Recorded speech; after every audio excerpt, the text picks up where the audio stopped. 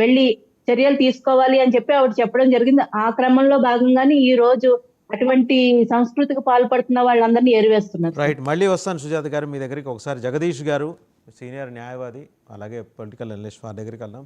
జగదీష్ గారు, questionable integrity, మీరు న్యాయవాది కాబట్టి, డాక్టర్ కోయ ప్రవీణ్ రేంజ్ డిఐజీ, ఆయన క్వశ్చనబుల్ ఇంటిగ్రిటీ ఉంది, ఎలక్షన్ కమిషన్ ఆయన విధుల నుంచి కొన్నాళ్ళు తప్పించింది అనే అంశాన్ని ఈరోజు అంబటి రాంబాబు, పేర్ని నాని గారు తెర మీదకు తీసుకొచ్చారు. అలాంటి ఆఫీసర్ ఎలా చెబుతారు ఉరిశిక్షలు వేయాలి లేదా రాళ్లతో కొట్టి చంపుతారు చూడండి గల్ఫ్ కంట్రీస్లో, ఆ రకంగా వేయాలని? ఆయన ఏమి జస్టిస్ చౌదరిలో ఎన్టీఆర్ కాదు కదా, ఆయన ఎలా చెప్తారని చెప్పి వీళ్ళు క్వశ్చన్ చేస్తున్నారు. ఇప్పుడు అది తేల్చాల్సింది న్యాయస్థానాలు. అండ్ రెండో అంశం, ఏది ఎక్యూజ్డ్కి కూడా, నిందితులు కానివ్వండి దోషులకు కానీ, వాళ్ళకు కూడా కొన్ని హక్కులు ఉంటాయి కదా. పగలంతా పోలీసులు కుమ్మేసి రాత్రి తీసుకొచ్చి మేజిస్ట్రేట్ ముందు హాజరుపరచడం ఏంటి? తీరా మోసి వాళ్ళని పరామర్శించడానికి వస్తే వాళ్ళని వేరే పోలీస్ స్టేషన్లకో లేకపోతే రహస్య ప్రదేశాలకో తరలించటం ఏమిటి అని చెప్పి వాళ్ళిద్దరూ క్వశ్చన్ చేస్తున్నారు. వాళ్ళ వైపు ఉన్న తప్పొప్పుల గురించి నేను మాట్లాడట్లా, దోషులకి నిందితులకు ఉండే హక్కుల గురించి వాళ్ళు చేసిన ప్రస్తావన మీతో మాట్లాడుతున్నాను. ఏమంటారు సార్? ముందుగా మీకు, అలాగే ప్యానెల్లో ఉన్నటువంటి మేడం గారికి, సోదరులు లక్ష్మణ్ గారికి, 99 వీక్షకులకి అందరికీ నమస్కారం సార్.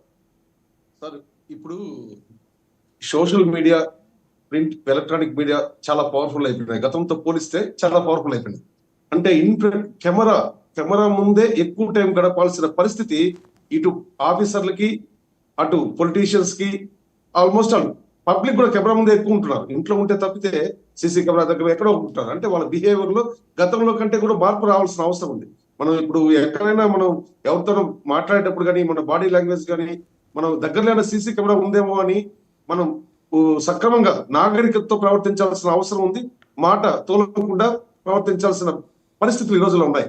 మీరు అన్నట్టు ఒక ఐపీఎస్ ఆఫీసర్ నుండి ఆయన వేరే దేశంలో ఉన్న చట్టాలతో పోల్చాడు. ఆయన ఇక్కడ ఈ విధంగా ప్రవర్తిస్తే వేరే దేశంలో ఇంత దారుణంగా శిక్షింపబడేవారు, ఇలాంటి వాళ్ళని రాళ్లతో కొట్టేవాళ్ళని చెప్పాడు ఆయన. ఓకే, అయితే సోషల్ మీడియా గత 5 సంవత్సరాలు 10 సంవత్సరాలు నుంచి చూస్తే సోషల్ మీడియా ఎంత దారుణంగా తయారైపోయిందంటే, సభ్య సమాజం సిగ్గుపడే విధంగా, భయపడే విధంగా కొందరు రాజకీయాలకు కూడా దూరం అయిపోయినారండి. ఈ సోషల్ మీడియా దాడి తట్టుకోలేక రాజకీయాలకు దూరం అయిపోయారు. ఈ రాజకీయ వేధింపులు తట్టుకోలేక వాళ్ళ బిజినెస్లు చూసుకుంటూ పెద్ద ఉన్నతమైన పదవులను వదులుకున్న వాళ్ళు ఉన్నారు.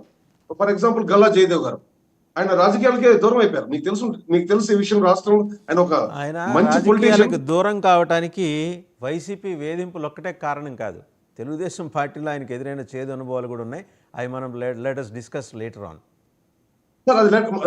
ఎగ్జాక్ట్లీ మీరు చెప్పింది కరెక్ట్.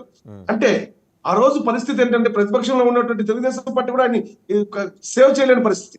నేను ఒక తెలుగుదేశం పార్టీ అనో ఒక వైసీపీ అనో కాదు, గత కొంతకాలంగా జరుగుతున్న రాజకీయ వేదికలు ఏ స్థాయిలో ఉన్నాయంటే, రఘురామకృష్ణరావు వాళ్ళు అంత పొజిషన్ లో ఉన్నటువంటి ఎంపీ ఉన్నటువంటి వ్యక్తి కూడా అతి దారుణంగా శిక్షింపబడ్డాడు.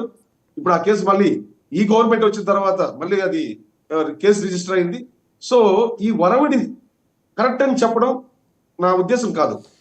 ఒక ఐపీఎస్ ఆఫీసర్ ఆ రకంగా వ్యాఖ్యానించడం కరెక్ట్ అని అంటే, మీరు న్యాయ నిపుణులు కాబట్టి నేను మిమ్మల్ని అడుగుతున్నాను. సాధారణ పౌరులం కాబట్టి మాకు వాటి మీద పెద్ద అవగాహన ఉండదు, అందుకని మిమ్మల్ని అడుగుతున్నాను. నేను అదే చెప్తున్నాను. In front of camera, behind camera ఏం జరుగుతుందో మనకు కూడా తెలియదు. పోలీస్ స్టేషన్ కి ఈ రోజు వెళ్లాల్సి వస్తే, ఇప్పుడు కాదు గత కొంతకాలంగా, యాజ్ ఎ మీడియా పర్సన్ గా, జర్నలిస్ట్ గా మీకు కూడా ఐడియా ఉంటుంది, మన ఫోన్లు డిపాజిట్ చేసి వెళ్లాల్సిన పరిస్థితి. అంటే వీళ్ళు ఇండోర్ లో తప్పులు చేస్తున్నారు అనేది వాళ్ళు ఒప్పుకున్నట్టేనా? ఇది ఎక్కడ ఎవరు క్వశ్చన్ చేయాలండి. పోలీస్ స్టేషన్కి వెళ్ళాలంటే మన సెల్ ఫోన్ డిపాజిట్ చేసి వెళ్ళాలి. అంటే ఆ లోపల ఎక్కడ తప్పు జరుగుతుందని అర్థం. ఇక్కడ ఉన్నత స్థాయిలో ఉన్నటువంటి ఐజీ లాంటి వాళ్ళు వీళ్ళు సమన్వయం పాటించాల్సిన అవసరం కానీ, వాళ్ళ వృత్తి బాధ్యతగా ఉండాల్సిన అవసరం కానీ ఉంది.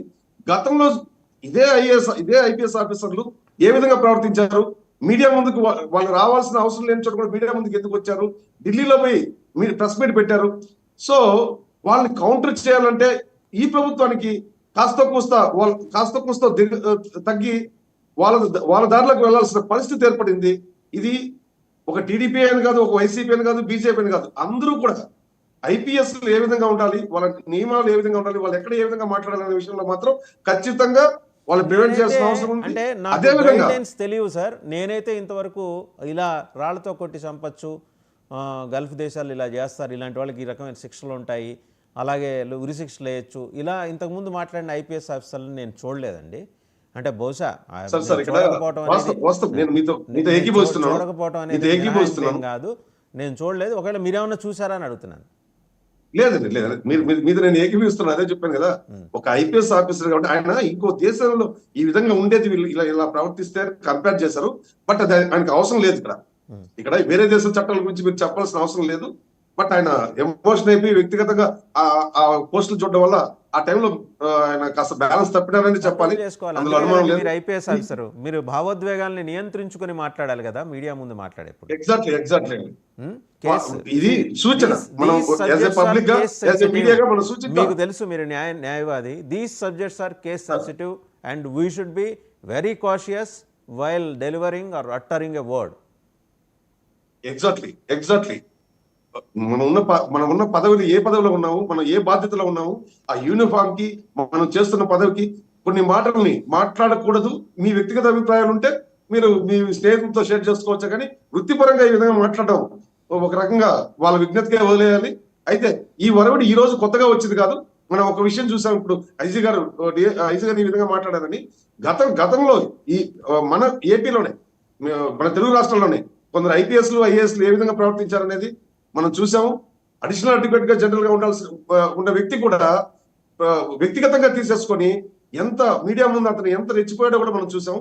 వీళ్ళందరినీ మీరు అన్నట్టు ఈ ఐజీ గారి దగ్గరని, ఈ ఐపీఎస్ ఆఫీసర్ని, గతంలో ఈ విధంగా ప్రవర్తించిన ఐపీఎస్ ఆఫీసర్ని, వీళ్ళందరూ కూడా ఒక రాజకీయ పార్టీ తొత్తులుగా కాకుండా ప్రజలకి తమ ఐపీఎస్ పదవికి న్యాయం చేసే విధంగా గౌరవం ఉండాలండి. జగదీష్ గారు, అడ్వకేట్ జనరల్స్, అదనపు అడ్వకేట్ జనరల్స్, ఈ ఫెసిలిటీ కేవలం వైసీపీ కాదు, టీడీపీలో ఉన్న వాళ్ళు కూడా అట్లానే టీడీపీ కార్యకర్తల మాదిరి వ్యవహరించారు లోగడ. మనం కేసులన్నీ తీస్తే చాలా వస్తాయి.